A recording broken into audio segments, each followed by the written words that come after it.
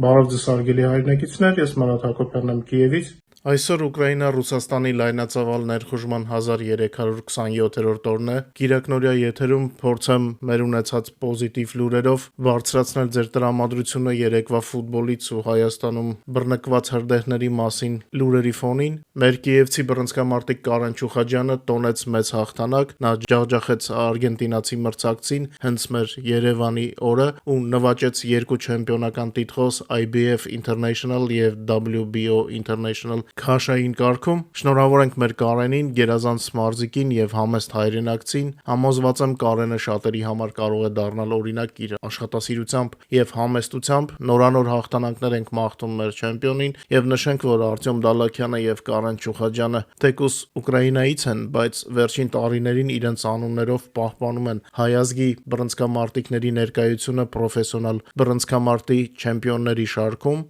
Երեք հենց իմ եթերի ավարտից անմիջապես հետո մեր հարվածների արդյունքում Բելգրադում կրկին լույսը մարեց։ Գիշերը իրականացվեց նաև հարձակում Սմոլենսկի օդանավաշինական գործարանի վրա, այլ նշանակալի հարձակումների թվում կարելի է նշել հարվածները ժամանակավորապես օկուպացված Դոնեցկի օբյեկտներին։ Հիշեցնեմ, որ բոլոր տպավորիչ կադրերը կարող եք դիտել մեր Telegram-յան ալիքում։ Ուկրաինայի նախագահ Վլադիմիր Զելենսկին ու նրա ամերիկացի գործընկերը երեք հեռախոսազրույցի ընթացքում քննարկել են Կիևին տամահավք տեսակի հեռահար հրթիռներ մատակարարելու հնարավորությունը։ Այս մասին հայտնում է Axios-ը հղում անելով իր աղբյուրներին։ Տամահավք հրթիռները զգալիորեն մեծ հեռահարություն ունեն այն հրթիռներից, որոնք մինչ այժմ ստացել է Ուկրաինան Ամերիկայից եւ առավել հարմար են պաշտպանված թիրախներ, օրինակ զենքի պահեստների կանոնավոր ոչնչացման համար։ Լրատվականը ավելացնում է, որ հաջորդ շաբաթ բարձր մակարդակի ուկրաինական պատվիրակությունը վարչապետի եւ նախագահի օֆիսի ղեկավարի գլխավորությամբ կայցելի Վաշինգտոն քննարկելու անվտանգության ոլորտում համագործակցության եւ Ռուսաստանի նկատմամբ սանկցիաների խստացման հարցերը։ Թրամփը արդեն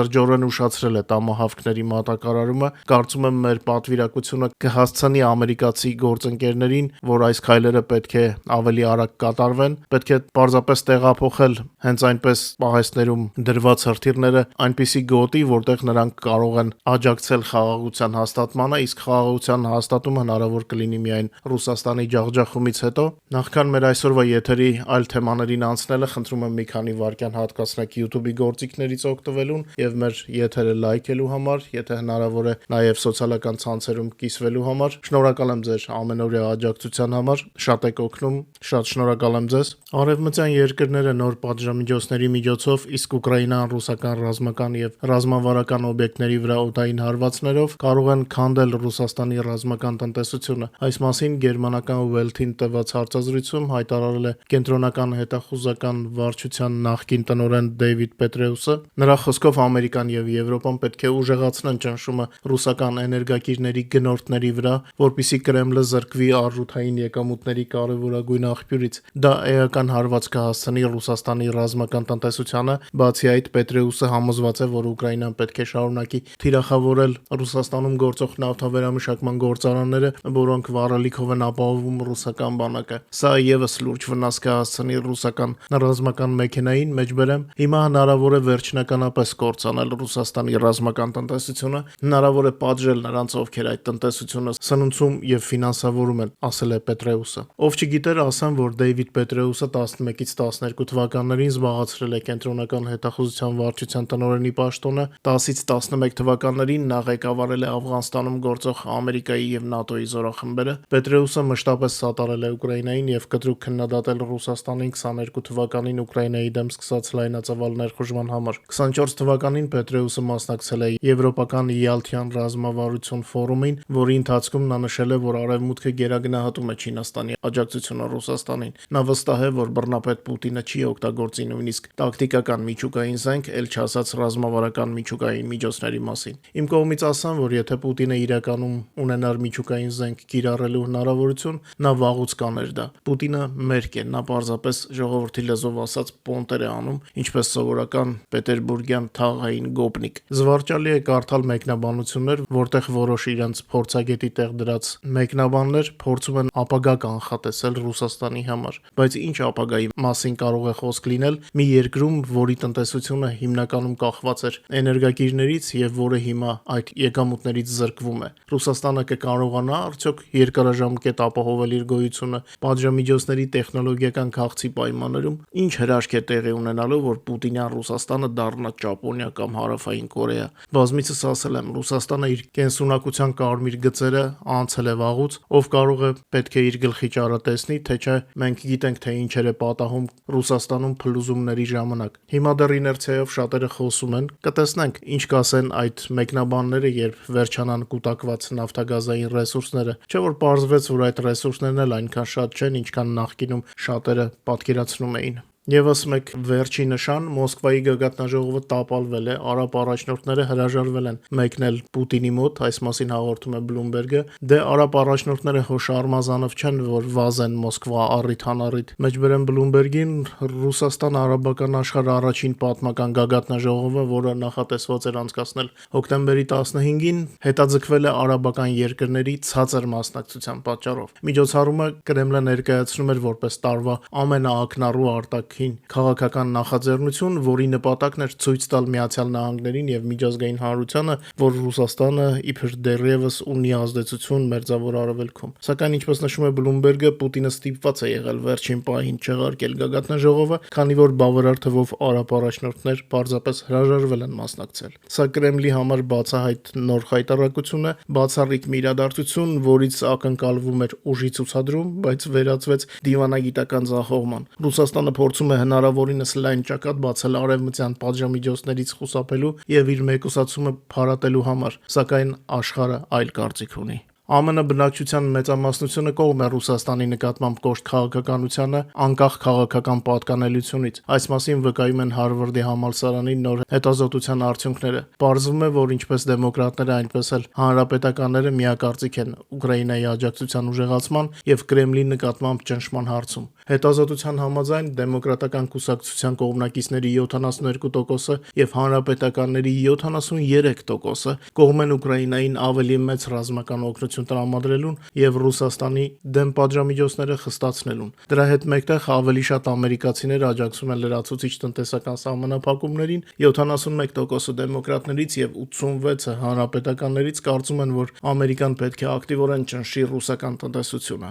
Մեկ այլ կարևոր ցուցիչ է այն երկրների նկատմամբ վերաբերմունքը, որոնք շարունակում են գնել ռուսական նավթ ու գազ։ Ինձ թվում է որոշ մարդիկ պետք է ավելի ուշադիր լսեն այս մասը։ 55% դեմոկրատներից եւ 66% հանրապետականներից կարծում են, որ նման երկրները պետք է պատժվեն բարձր турքերի կիրառմամբ։ Այս տվյալները հստակ ցույց են տալիս, որ անկախ քաղաքական տարաձայնություններից Ամերիկայում Ուկրաինայի աջակցությունը եւ Մոսկվայի նկատմամբ ճնշման հարցը միավորում է ամերիկյան հասարակությանը։ Հետաքրքիր է, որ դեմոկրատներն ու հանրապետականները համոզված են, Ռուսաստանը պետք է կոշտ տնտեսական էներգետիկ սահմանափակումների առջև կանգնի, իսկ Ուկրաինան ստանա ուժեղ ռազմական օգնություն եւ ագրեսիայի դեմ դիմակայելու համար։ Ռուսաստանի վառելիքի ճգնաժամը խորանում է, բենզինի պակաս կա ավելի քան 50 տարածաշրջաններում, ավելի կոնկրետ Ռուսաստանի 57 շրջաններում բենզինի պակասը արդեն իր մասին զգացնել է տվել։ Այս մասին հաղորդում է BBC-ի ռուսական ծառայությունը։ Դե հիմա Պուտին չի կամ Ռուսաստան չի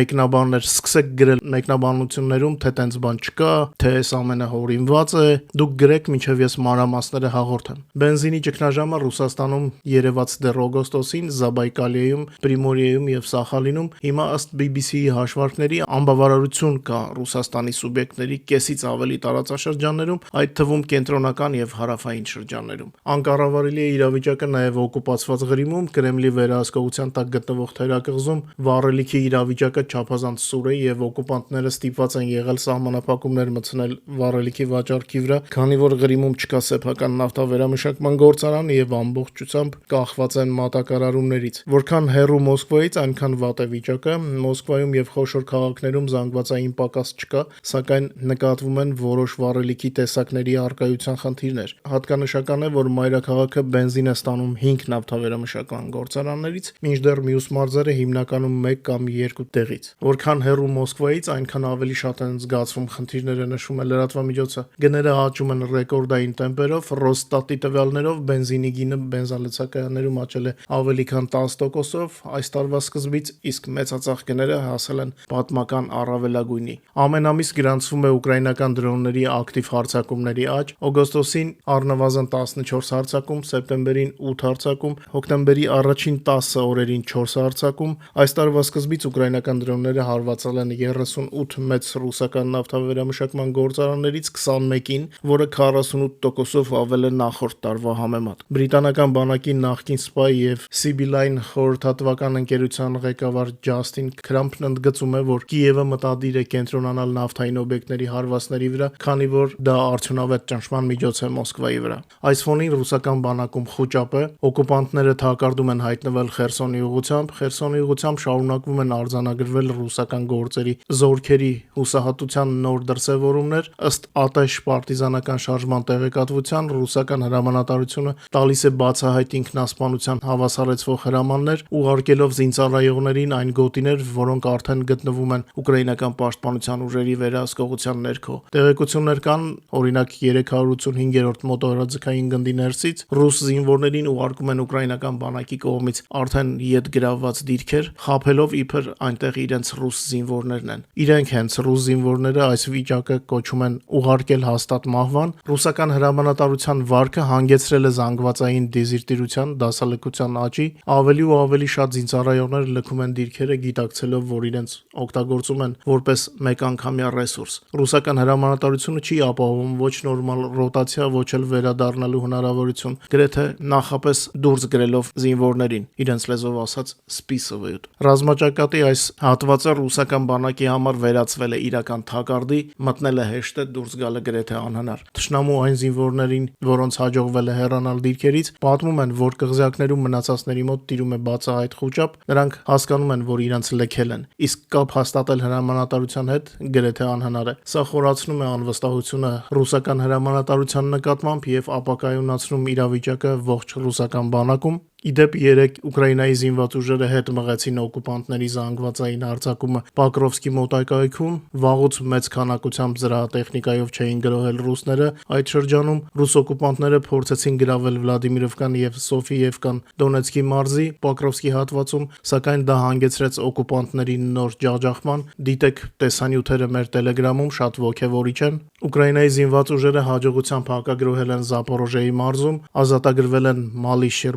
Շերբակի եւ մասամբ Ստեպովե գյուղերը, ինչպես նաեւ շրջակա տարածքները։ Այս լուրը հատկապես կարևոր է նրանց համար, ում թվում է, թե ռուսի գրավվածը տենց էլ մնալու է, չի մնալու, եւ մեր զինվորները դա ցույց են տալիս դեռ 22 թվականից։ Ռազմաճակատում անցած օրը տեղի է ունեցել 203 մարտական բախում, ըստ Ուկրաինայի զինված ուժերի գլխավոր շտաբի մարտական բախումներ տեղի են ունեցել 9 ուղություններով, ամենաշատը 58-ը Պոկրովսկի ուղությամբ։ Ռուսները իրենց սովորության համաձայն գիշերը խաղաղ բնակավայրերի վրա են հարձակվել։ Ըստ Ուկրաինայի գենշտաբի տվյալների միայն վերջին 1 օրում 1240 ռուս զինծառայող եւ նրանց 345 միավոր ռազմական տեխնիկա է ոչնչացվել։ Ռուսաստանի ընդհանուր կորուստները պատերազմի սկզբից ի վեր արդեն կազմում են 1,122,810 զինվոր, ռելիզը ձեր էկրաններին է։ Այսպիսի տրամադրությամբ եզրափակեմ եթերը, շատ չերկարացնեմ Կիրակնորյա այս հաղորդումը, գուցե մարդիկ լինեն, որ դեռ չեն դիտել ուրբաթ եւ շաբաթ օրվա եթերները, շատ կարեւոր եթերներ են,